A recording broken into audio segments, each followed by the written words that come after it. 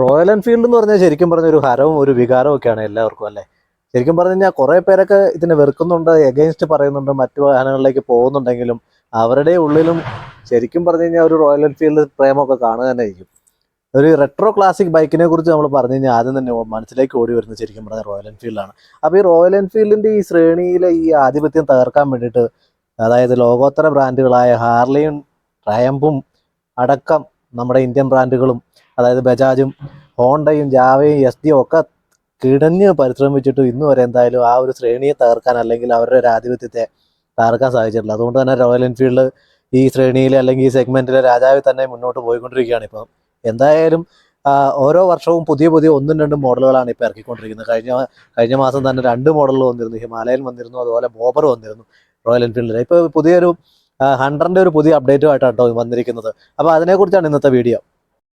അതുപോലെ റോയൽ എൻഫീൽഡുമായിട്ട് മത്സരിക്കാനായിട്ട് നമ്മുടെ ഹീറോയും വരുന്നുണ്ട് കേട്ടോ. അതായത് ഹാർലി ഡേവിഡ്സന്റെ 440X വന്നിരുന്നു. വലിയ കാര്യമൊന്നും ഉണ്ടായില്ല, വിജയിക്കാനൊന്നും പറ്റിയില്ല. റോയൽ എൻഫീൽഡിനെ പിടിക്കാൻ വന്നതാ, ഒരു രക്ഷയുണ്ടായില്ല.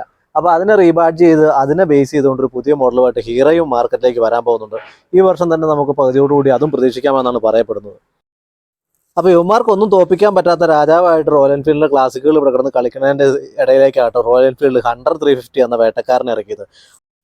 ഹണ്ടർ വന്നതോടുകൂടി വീണ്ടും മറ്റു വാഹനങ്ങൾക്ക് അതൊരു ഭീഷണിയായി മാറുകയായിരുന്നു. അങ്ങനെ ഹണ്ടറിന്റെ ഡേപ്പർ സീരീസിലേക്കാണ് ഇപ്പോൾ പുതിയ 2 കളറുകളോട് വന്നിരിക്കുന്നത്, ഗ്രീനും ഓറഞ്ചും.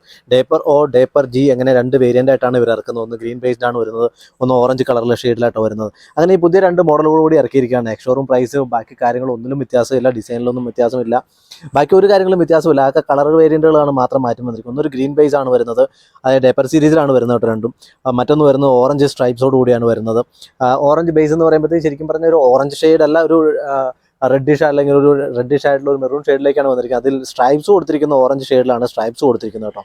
അതുകൊണ്ടാണ് അതിനൊരു ഡേപ്പർ ഓ അല്ലെങ്കിൽ ഓറഞ്ച് എന്നുള്ളൊരു ഷെയ്ഡിലേക്ക് കൊണ്ടുവന്നിരിക്കുന്നത് ശരിക്കും പറഞ്ഞു കഴിഞ്ഞാൽ. ഹണ്ടർ വന്നതിന് ശേഷം ചുരുങ്ങിയ കാലയളവ് കൊണ്ട് 2 ലക്ഷത്തിൽ കൂടുതൽ യൂണിറ്റുകൾ ഇതുവരെ വിറ്റ് കഴിഞ്ഞത്. അങ്ങനെ ഒരു റെക്കോർഡും കൂടി നേടി നിൽക്കുകയാണ് ഹണ്ടർ. കാര്യം ശരിക്കും പറഞ്ഞ ഒരു സിറ്റി റൈഡിനൊക്കെ പറ്റിയ ഒരു വാഹനമായത്. അതായത് റോയൽ എൻഫീൽഡിൻ്റെ ഏറ്റവും വില കുറഞ്ഞ വാഹനമാണ് ഹണ്ടർ 350 എന്ന് പറയുന്ന മോഡൽ കേട്ടോ. സിറ്റി റൈഡുകൾക്ക് പറ്റിയ വെയിറ്റ് കുറഞ്ഞ, അതുപോലെ ഹാൻഡിൽ ചെയ്യാൻ ഈസി ആയിട്ടുള്ളൊരു മോഡലാണ് ഹണ്ടർ 350 വരുന്നത്. അതിൻ്റെ ബാക്കി എഞ്ചിൻ്റെ കാര്യങ്ങളിൽ ഒന്നും തന്നെ വ്യത്യാസമില്ല. 4 സ്ട്രോക്ക് ആയിട്ടുള്ള 349cc സിംഗിൾ സിലിണ്ടർ ആയിട്ടുള്ള air and oil cooled engine തന്നെയാണ് വരുന്നത്. പഴയ 20.1 bhp കരുത്തും 27 ന്യൂട്രൺ മീറ്ററും തരുന്ന അതേ എഞ്ചിൻ തന്നെ വരുന്നു.